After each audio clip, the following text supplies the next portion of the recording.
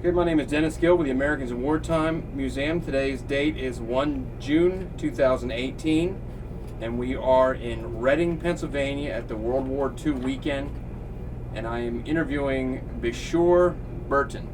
Burton Rudy. Okay, perfect. So Burton Rudy. Correct. Perfect. Okay. Sir, if you could tell us your name and where you were born. Burton B. Rudy, born in Harrisburg, PA, 1924. Okay. And what war did you participate in? World War II. World War II. Okay. And what branch of the service were you in? I was in the Air Force. The Air Force. I was in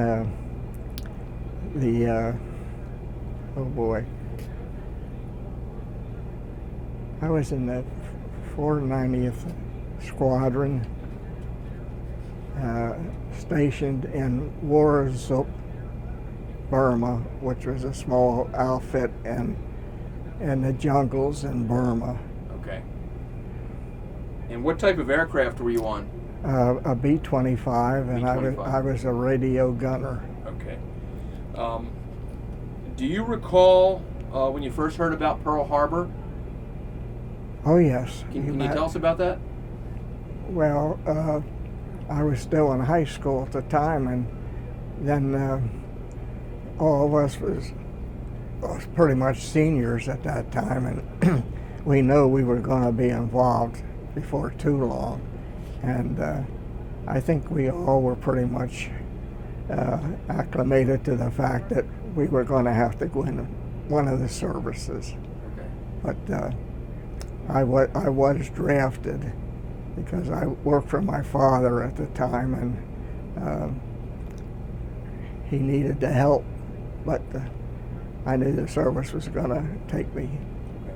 Can you tell us about when you first heard about Pearl Harbor, what you were thinking, how you felt? Well, I couldn't believe anything like that could happen in this world of ours. Right. But being where I was when I was overseas, I understood how the Japs operated. I mean, the first thing they told us when we got to war is they do not take prisoners. Right. And I know that they had a runway that was nothing there but just a runway of a plane got in trouble, that they could land there and then radio back and to the base, and somebody would come and see what was wrong with the plane, or if they couldn't fix it, they'd just take the people off the plane and go back to our base. And but I know I volunteered to get out back there with them, and when we coming in for a landing, I didn't see anybody, and all of a sudden, once we stopped, all these Burmese people come out of the jungles, and they had these big knives on their belts and all this, and every one of us was grabbing our 45s. We didn't know what to expect. Right. But the people that had their plane didn't work, they yelled at us, "No, don't, everything's okay." And so that was quite an experience. Can I backtrack just a little bit? Yeah, sure. So you were drafted. Yes, I was. Where did you go to military training? I went down to Keeslerfield, Mississippi. Keeslerfield. Okay. Is that where basic training was? That's where our basic training was. Okay. And you would eventually become. What did you do on an airplane? I was a radio gunner. A radio gunner. So where did you go to training to do that? I went to Scottsville, Illinois, Okay. to radio school, and then I went out to Arizona for gunnery school. Okay. So Now, were you able to pick what you wanted to do, or did they tell you this is what you're gonna do? when I first went in, Right. When you first went in. they asked if I had any preference, and I said I'd like to go into the Air Force. Okay. But it was a case of it was up to them whether I was going to go in the Air Force or not. But I was fortunate enough to get where I wanted to go. Okay. Now, how long would your training be before you went overseas? Well, I would say a good year, year and a half, Okay. something like that. Okay. Because radio school was long, and when we first went into Keesler Field, that to get you in shape and everything, and they did do that. Right. Do you recall what the weather was like in Biloxi? Keesler's in Biloxi, correct? Yeah. Biloxi, Mississippi? It was hot. It was hot. It was very hot, and you had to change your clothes every day and wash your ones that were sweaty, and then put a new one. And it was just a rotation all the time, every day. And but when you come out of there, you were in very, very good shape. Right. I know from there we went to radio school, and we were out taking physical training, and this one boy did something. I don't know what he did, but the sergeant said, come up here on those high benches where they stood. He said, give me 100 push-ups. Well, that kid just went bang, bang, bang, bang, and he 100 right. And he looked up at the sergeant, and he said, do you want any more? So, we had to be in good shape to do that. Right. Okay. Now, did you have any other family members that were in the military? My three cousins were in World War II? In World War II, but Okay. the one was in the Korean War. Okay. The other two was in the World War II, and the one didn't get overseas. The other one went over to Germany after the war was over. Okay. And was served over there for a while. Okay. So after your training in the United States, you said it was about a year and a half. Where did you go after that? We went down, I'm not exactly sure where it was anymore, but it was down south, and that's where they made up the people that was going to fly together. Okay. And I know what they would do is they would say Pennsylvania, and everyone, they'd raise their hand, and on our crew, all of us was from Pennsylvania except one. Okay. And that boy was from New York. And before we went over, the officers had a party for all of us. And this boy from New York said, my wife was there, and other wives were there. And he said, now we're all going to come back. But if only one does, it's going to be me. And he was the only one that was killed. Really? Yeah. And he was just 19 years old. How was he killed? The plane he was shot down on. The plane was shot down. But the funny part about it, well, not the funny part, but the thing of it was, they took us in for briefing for a mission, and when we come out, he said to me, how about changing with the radio man on my plane? Right. Because we were only there, this is only our 4th mission. So I said, well, okay, and the captain of the plane I was supposed to be on said, you can't do it. And so, of course, I went on the plane they told me to be on, right. And that plane was shot down. The plane you were supposed to be on? No, the plane that I was supposed to be on was okay. Okay. But the plane that he wanted me to go with him, I got you. That's the one that was shot down. And there was 4 of us in the tents, and the boy that took my place, that he wanted me to go with him, he was in our tent too, so there was 4 of us, all of a sudden just 2. Right.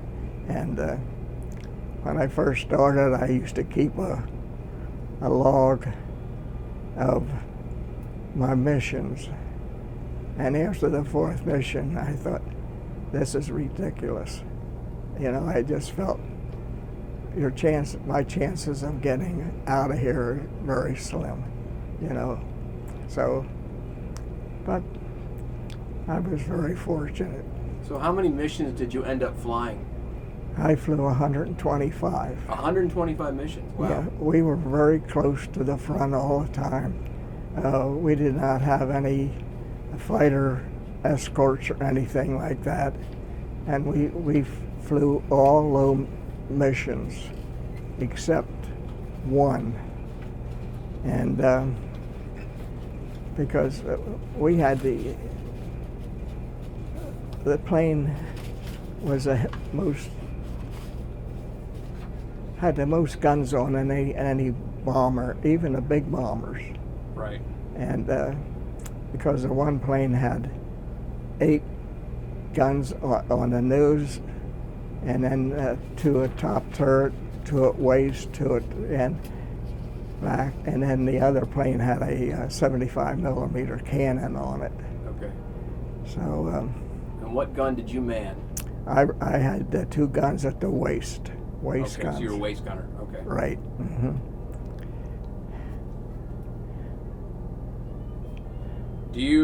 What can you tell us about your first mission, the first time you flew in combat?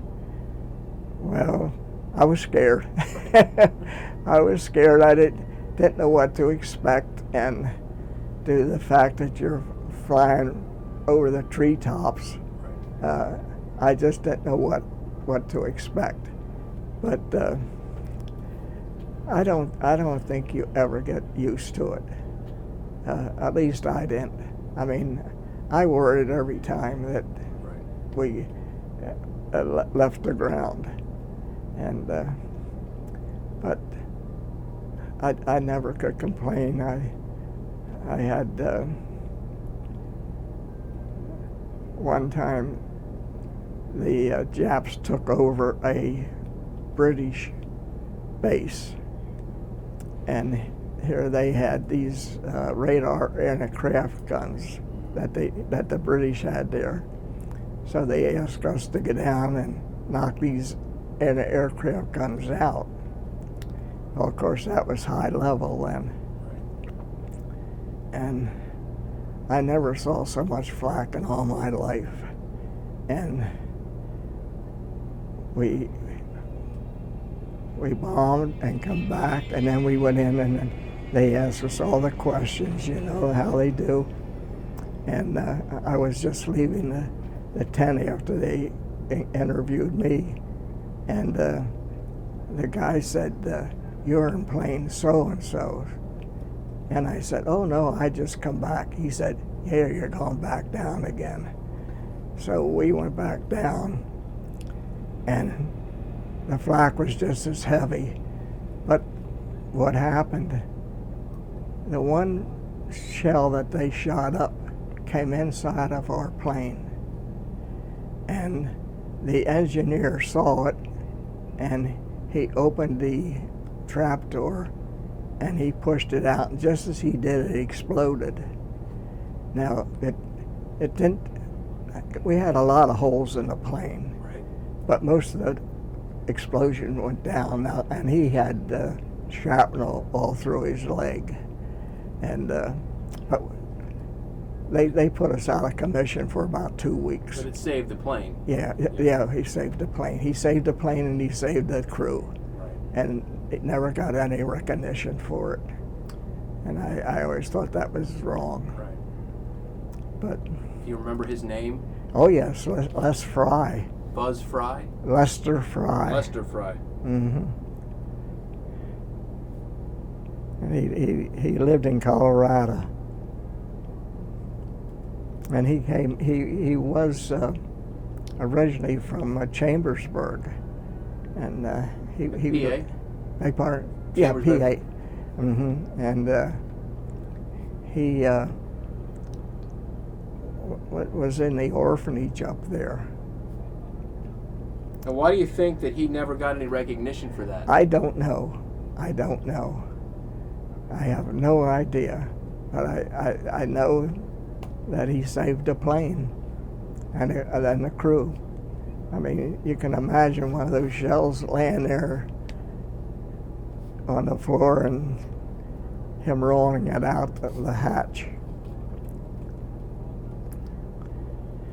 Now, was that the closest you came to being shot down? I mean, that was pretty close. I would say that was the closest, yes. Okay. Mm-hmm. So, you flew out of Burma, is that correct? Where were you stationed when you were flying? I was stationed in Wartime, Burma.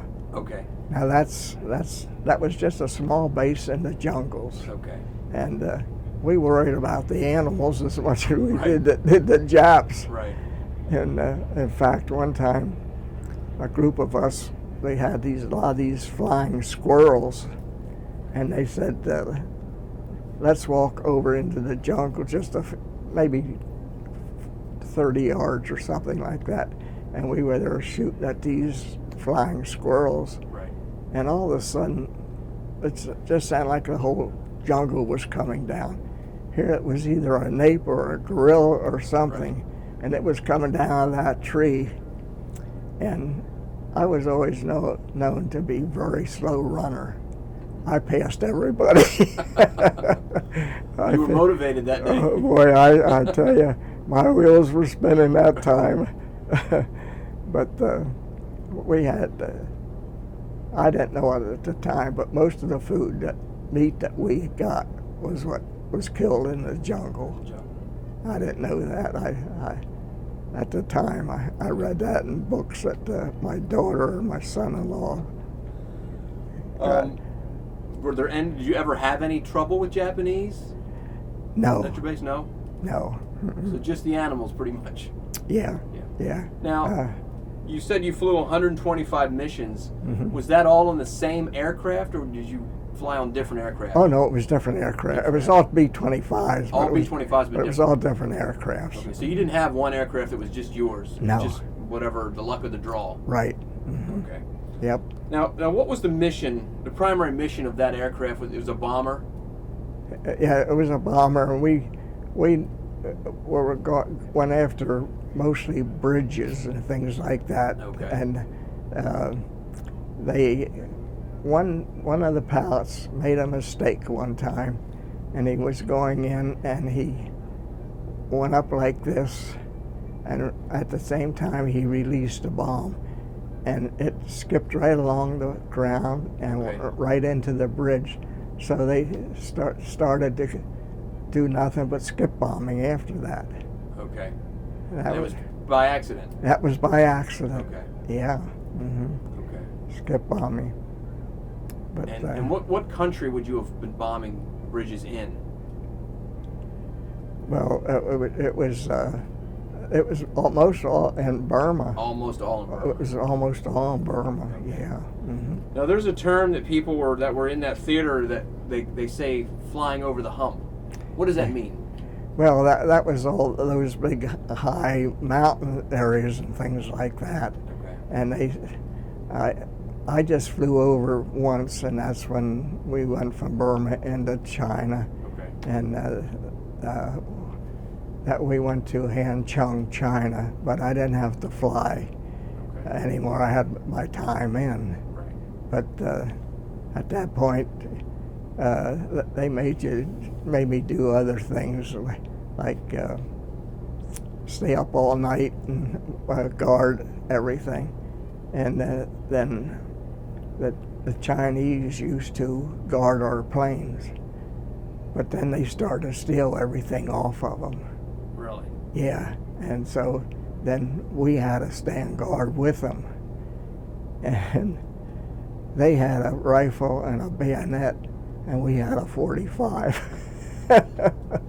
And I know I was standing guard at this one plane, and this Chinese guy, he started to get like he was getting on a plane, and I just shook my head no, and I put my hand on my 45, and he walked back and never tried to get on again.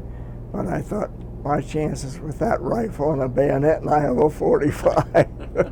I better hit him the first time. Right. But how often would you fly? Was it every day or every other day? No, it was. Sometimes it would be a couple days in a row. Then you might be off for a couple days. Okay. It was never any set pattern, and we just go up and they had like a billboard there, and they would have your name for the next flight the next day if you're on it. But one of the stories was when we come home, they would give you a shot, and I don't drink, never did, I never even tasted it, so I'd always give mine to somebody else. Right. So I wasn't aware of it, but what these guys were doing was taking it out of the tent and pouring it in their canteen. And one day they had a party, and the whole camp was drunk. I mean, I think I was the only sober one there. And so then after that, you had to drink it right in front of them. I see. But it was, you had your good times and you had your bad times, Now, when you were flying, was it during the daytime or at night? Both. Both. I did both, mostly daytime. Mostly daytime. But I did do night flying too. Okay. Did you have any contact with any enemy aircraft? Never. So it was just from the ground? I saw Japanese planes off to our right a couple of times. Right. But they never come, because we always flew, like I say, right over treetops. Right. So they couldn't get under us, and they couldn't get through us. Okay. So no, we never had any trouble with their planes. Right. We were fortunate. Okay. Did you ever have any downtime when you could just leisure time at all? Oh yeah, you did. And what kind of things would you do to pass the time? There was nothing to do. Nothing. There was nothing to do. You're in the jungle. There's not a thing to do. But I remember one time one of the planes bought Hershey candy there. Okay. And of course I was married and I sent most of my money home to my wife. And I thought, oh, I'm going to get a bar of candy. I didn't have enough of money to get the bar of candy. But that was okay, you know.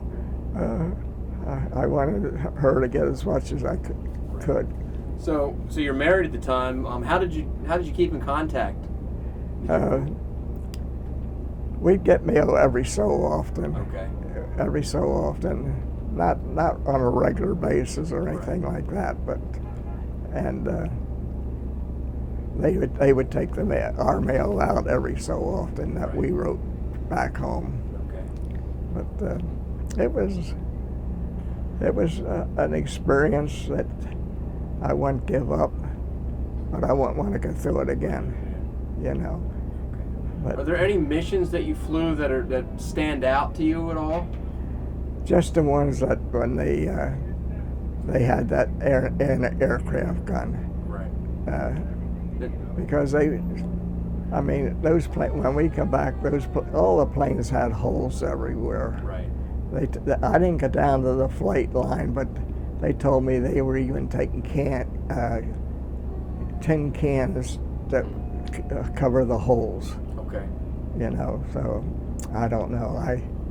I didn't get down. I didn't want to see it. Right.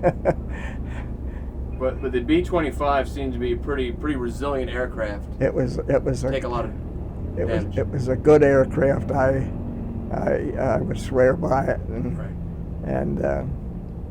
we had very good pilots. And I know in our training here in the States, our pilot, I flew anywhere with him. He was just excellent. Did you fly with the same crew every time? No. So it was different every time? It was different every time. Okay. And now they tell me over in Europe, you had a crew and that was your plane. Right. You know, we didn't have That that. was different. It was always somebody different. Okay. And they said, as new people would come in, they would put them on with a seasoned crew, and that's the way they kept rotating. Okay. So, but it was quite an experience. Was there any hazing of the new guys at all when new guys would come over? I'm sorry. Any hazing? No. Nothing like that? Oh no. So the new guys were accepted when they came over? Absolutely. Okay. Were you in Burma when the war ended? No, I was in China. You were in China? Hancheng, China. Okay. And Can you tell us about that, what you remember? well, I'm not a friend of the Chinese. As I told you about the planes, we had a well with the water. They poured gasoline in it, so we didn't have water for, I don't know how long it was anymore. Did you do that on purpose? Oh yes, oh yeah. And they were building a new runway, and they were doing it by hand. Right. And there were just thousands and thousands of Chinese. And of course, now I wasn't down on the flight line, but as these guys were going down to get on the planes, some of these Chinese would shoot at them. And I don't know, that always turned me against them. You know, Why would they do that? I don't know. I that's what I always said. Why we're there trying to help them as much as we can. Right. And they do something like that. I don't know, but they told me after I left. What was that squadron? Billy, what the heck was that? They joined, our group joined up with that other squadron, and I can't think what it was called. Flying Taggers. Okay. The Flying Taggers. They merged together after I left. Okay. So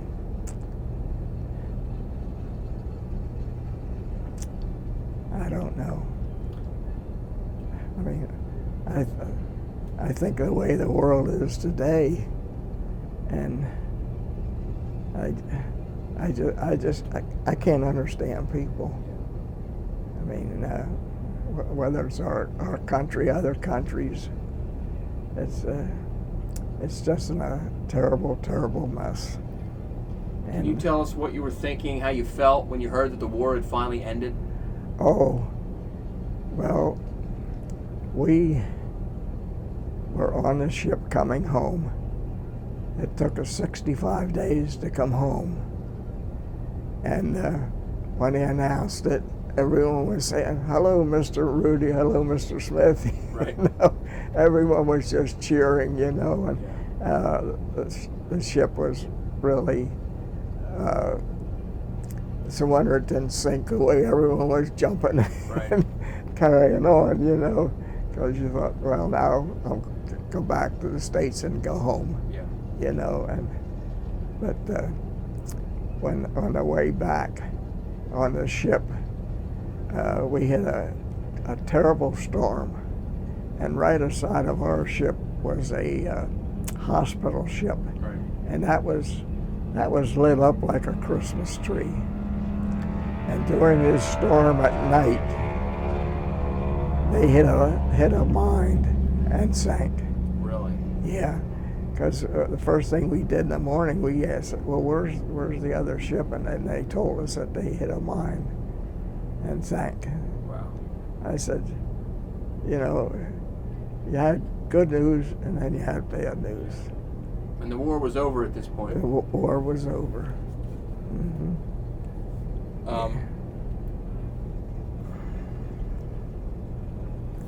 So you knew? Did you know about the bombing in Japan, the two atomic bombs? Did you know how the war had ended? No. You didn't know. You didn't. No idea. No, I had no idea. Okay. Just knew that the war was over. All we knew was that the war was over. And can you describe for us your homecoming when you finally got back to the States? What that was like? Well, I was a little upset with that because I lived in Harrisburg, and right down here's Indiantown Gap. Right. And they sent me down to South Carolina to be discharged. And I mean, I wasn't mad, but I just thought that it seemed ridiculous, you know. And but I got on a train and went down. And they gave me my papers, and they wanted me to re-enlist. And I said, "I'll see you later." Not a chance. Not a chance. I said, my wife had a child. She was pregnant when I left, and I didn't know my son. He was a boy. And they offered me, when I was in China, 2 more stripes if I would operate the base radio for them. And I said to the man, I said, "Sir," I said, "I have a son and a wife at home. Right. I don't know my son, and he doesn't know me. So I'm going to go home." And boy, right away, he started to take everything from me. And you see this watch? Yes.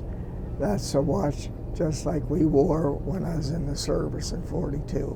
And my kids sent someplace and got that for me for Christmas last year. Very nice. Yep. Yeah, the only trouble is I have to wind it. When I first got it, I forgot about that. But that was like a treasure for me for some reason or other. I mean, I didn't care about the 45 or anything else that I had, but the watch is what I always liked, and so they got that for me. I thought that was great. What was your son's name, who was born while you were overseas?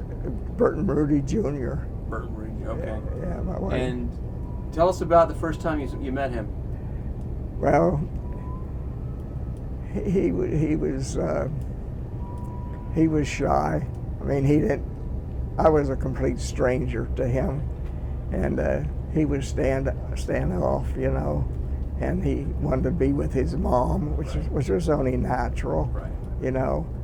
But now his retired, and we have a super relationship. I do with all my kids. We had 3 boys and a girl, and my oldest boy retired from the trucking business, Right. and my other 2 boys were doctors, and the one is retired and living in Florida, and the other one is living in New York as a senior vice president over at NYU in New York.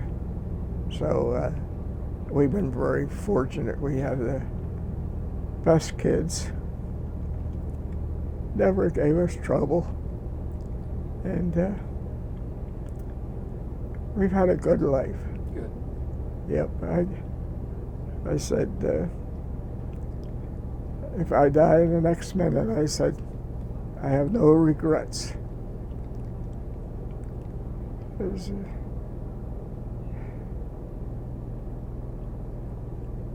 What is the one thing you remember most about your service?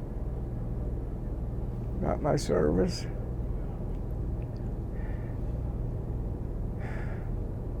Gee whiz.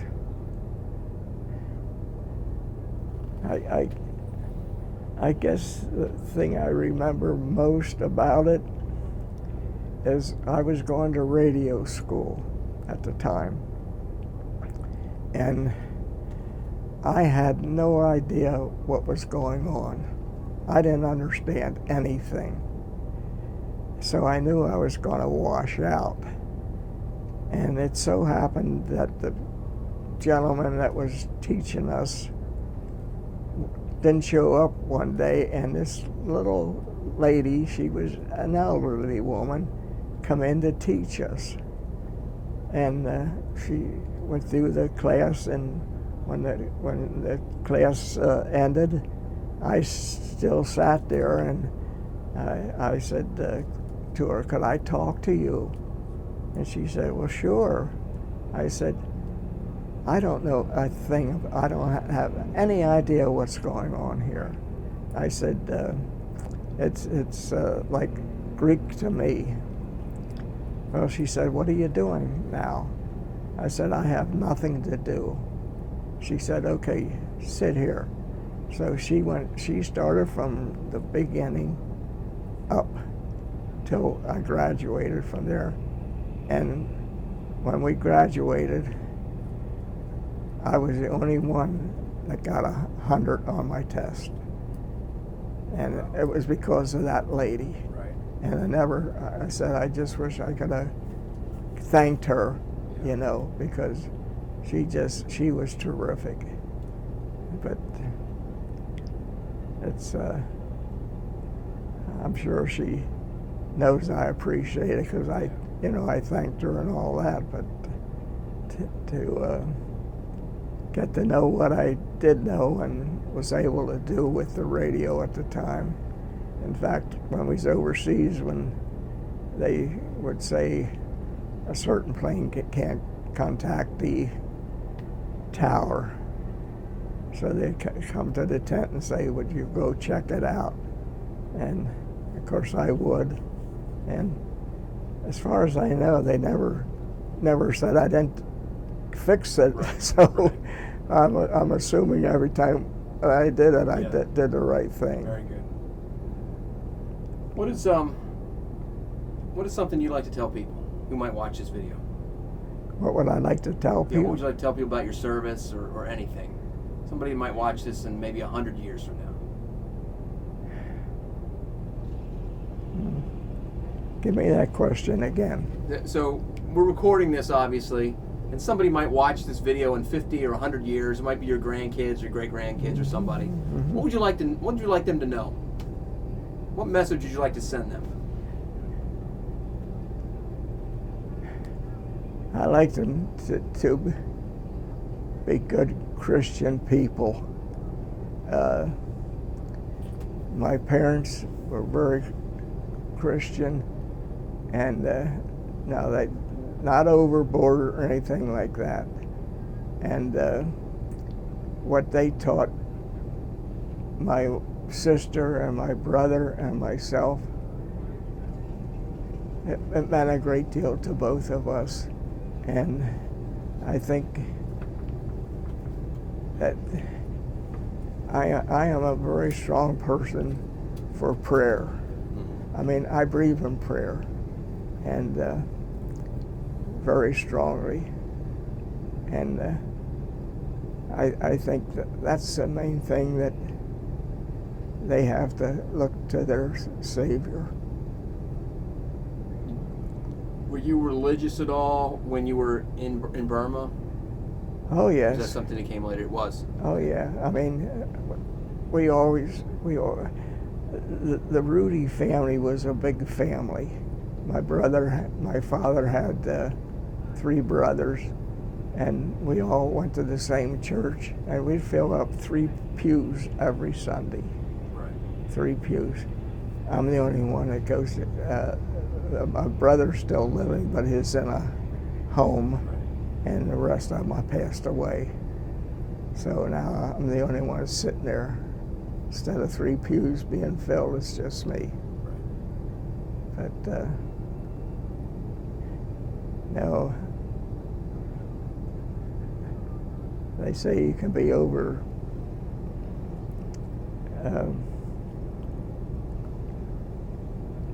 well, what I want to say, you can go take Christianity too far, but I don't know. To me, I think how I feel and the faith I have, I don't think it's too far. I'm very happy with my faith, and I believe in the Lord, and I don't go to bed unless I pray.